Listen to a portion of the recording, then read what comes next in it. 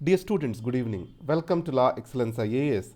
Let us start the discussion on today's newspaper, that is 9th January 2021. The first article for discussion is A Hegemony Appended by a Frankenstein. This article, we are going to talk about few things which are related to Trumpism and what does it mean to democratic politics. The Trumpism refers to extreme right. How this extreme right is coming to power and sustaining power. It is through fear of loss. The majority are being attracted towards their ideas and ideology by instilling a sense of hypernationalism, greatness, and also loss of this greatness due to minorities. So minorities were shown as villain, and majority they are played to the majority to consolidate the votes.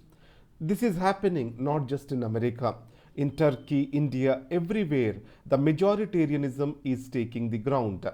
So, a democracy, can it sustain during majoritarianism is the question. Counter forces have to be developed to work out or to make sure that this kind of disinformation do not work. And this entire thing is fueled by social media disinformation. So today, the attack on capital can also be stated as a social media disinformation. And then lies added to that, the narcissism of the leadership, all these are making this possible. In this scenario, in United States of America, what is happening is Georgia, a traditional Republican stronghold, was won by Democrats, and 2 seats in Senate went to Democrats. These two are from middle class. One is a pastor, his name is Raphael Warnock, and the other is John Ossoff, who is an youngster. They defeated plutocrats, rich people. So these rich people were always playing to the rich people, throwing the fears of socialism. So this is what entire thing tells us. One thing is Trumpism, right-wing extremism, what we called as, also has its limitations. What it does to American politics. If you see the second tenure of President Trump, Senate, that is the upper house, which is the powerful house, the Democrats never had majority. Now with the election of these two Senate members, the upper house will give equal strength to Republicans and Democrats. In such a case, Vice President Kamala Harris will get a tiebreaker vote. That way, Mr. Biden can take forward his liberal agenda. So the Georgia elections are crucial for two reasons. One is right-wing extremism in any country has its limitations. A constructive work towards liberal politics can pay off. In this context, we need to remember one woman, her name is Stacey Abrams. She has worked to register the African American votes. A constructive work to realize the power of vote will help in fighting the right wing extremism. The second thing is the liberal politics can be taken forward as Mr. Biden is going to get the leeway in the legislature. That's how we can put it as. Do we have a grip on disinformation in 2021? What is the meaning of this disinformation? Whatever the lies or alternative truths which are given on internet, this is what is disinformation. So today, most of the powerful people in the world are spreading the disinformation, from Trump to Modi to, the Hungarian or Maria Le Pen in France. Everyone are spreading this disinformation. How to counter this is a big question before us. Here, what are the factors which are promoting this disinformation? These are called 4Ps: politics, and then profits. After that, disagreements or political disagreements among the people. And finally, platforms themselves like Facebook, YouTube, they all are spreading disinformation. Everyone has their own advantage. Politics, they want to give organized disinformation to win over the political narrative. If you see the President Trump in the United States of America, though he lost the election, he gave an organized disinformation through the social media, which have led to the attack on Capitol today. And the second, profit. So there are certain companies which gain by getting more clicks. So they spread disinformation, hatred, or shame, bullying online so that people can watch that. More the clicks, more the income they can get. and they spread the disinformation for their economic benefits.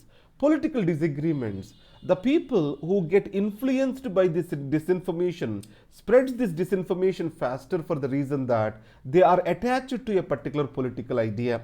If you take Andhra Pradesh, yes, an article is there in support of Jagan Mohan Reddy or Chandrababu Naidu. The sympathizers of that political party tries to spread this disinformation as they truly believe in that.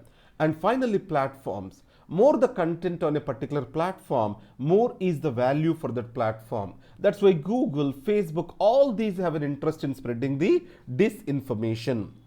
Next is, during vaccine, Soumya Swaminathan, she made a statement on pandemic. It is not just pandemic, we also have to fight infodemic. So disinfodemic. So infodemic means there are many wrong news, fake news are being spread around pandemic that has created lot of hatred, divisives, and the simple issue like mask has become a political issue. So there is huge disruption of information, disinformation, which has killed the science or which has laid the doubts on the science and vaccine development. The next part is the mainstream media or fact checking is developing.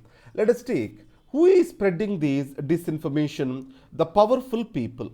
Can mainstream media ignore these powerful people? Let us take when Trump makes an inciting statement, or Modi makes an inciting statement. Can the newspaper stop it from publishing? No, they cannot do that. The reason is the people feel that they are not covering the important news, so they lose their relevance. And the next day, when they do the fact check and they publish a rejoinder, the people are almost lost interest and it is too late. So the mainstream media is unable to cope up with this disinformation. But on the positive side, the fact checking is also getting established in the world. But if you see the proportion, quantity of disinformation which is growing, and then the fact checking, they are highly disproportionate. In this context, we are living the world of disinformation, and the governments have to do something on this online disinformation. Can government face the tech majors like Google, Facebook in this war or not? We have to see. In this case, UK wanted to bring in a law against this disinformation that is spreading online. So the legal measures, will they work or not? We have to see. Reading Hannah Arendt in Joe Biden's America. Miss Hannah, she is a humanist. She was a professor at Stanford, and she is known for political humanism. She criticized America in the case of Vietnam War for the reason that Vietnam War has happened not due to or not to protect humanity or not to protect human rights, just for the display of power. Even the Cold War politics, everything is nothing but display of power. This blatant display of power is creating divides, racial or whatever divides like never before. So that's why she suggests that we need to have a strong humanity streak among all of us, especially among the political leadership. Mr. Biden is said to have that because he went through the personal tragedies in his life. More the political positions, he sees it as a position to serve, position to build humanity, position to power to build humanity rather than just a position of power. In this scenario, free spectators of action, remember this. Let's take disinformation is spread, lies are being spread, violence is going on roads. So the free spectators, they know that is wrong and they keep silent, then they indirectly becomes the supporters of that violence. This is what Hannah has clearly stated. Taking the humanistic lineage from Hannah can make Mr. Biden a good president for United States of America to reunite the divided America. That is the essence of this article. Flu in full flight. Bird flu is spreading across India. Almost 4 states have reported this. And in Kerala, there is culling of the birds already has started.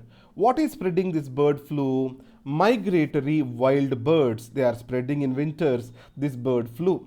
The virus which is responsible for this are H5N1 and H5N8. So there is no human to human transmission as of now. There is only bird to human transmission. So how we can fight this? That is, a strong biosecurity measures are only the answer. That's how we can put it as. Fruits of incitement. disinformation, and then lies, and continuous divides or division of the people over 4 years. All these have ultimately culminated into violence and as a threat to democracy. The Grand Old Party or Republican Party in the United States of America played to the tunes of Trump and failed to stand to the America or failed to stand to the unity of America, which has finally led to this incident. Mr. Trump's support base, these are white supremacists and also the workers, factory workers and non-college going whites of central states, especially Carolinas, these particular states. So these people, they still believe that the election is stolen. Mr. Trump's repeated sayings that election is stolen is the reason for this activity which has happened in USA today. Key nutrition committees failed to meet. So today in India, nutrition is in danger. India is in the verge of the hunger.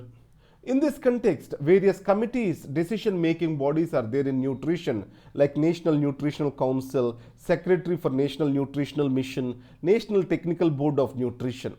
These are the major important decision-making bodies.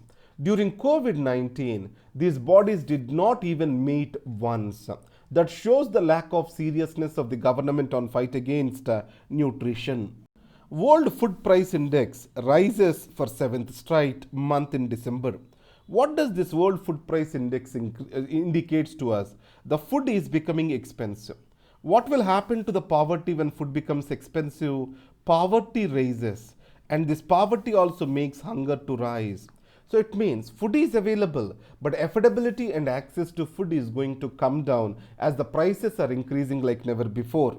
Finally, USTR, US Trade Representative, slams India's digital tax, holds off on tariffs. US Trade Representative criticized the digital services tax of India. Let's take any kind of marketing Google does for any company also involves a tax to be paid to the government.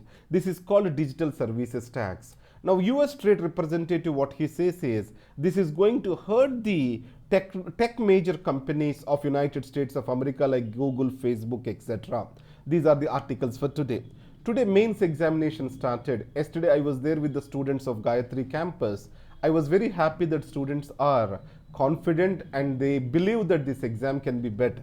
So in this scenario, today's essays also have changed their contour.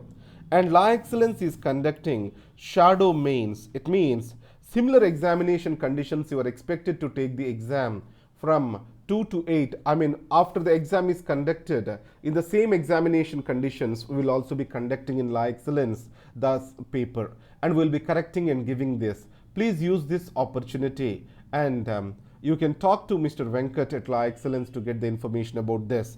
So, or you can call to 9052193939 Sai to get more information on shadow mains. Thank you very much. We are conducting this in Hyderabad and Bangalore, both the places. Thank you.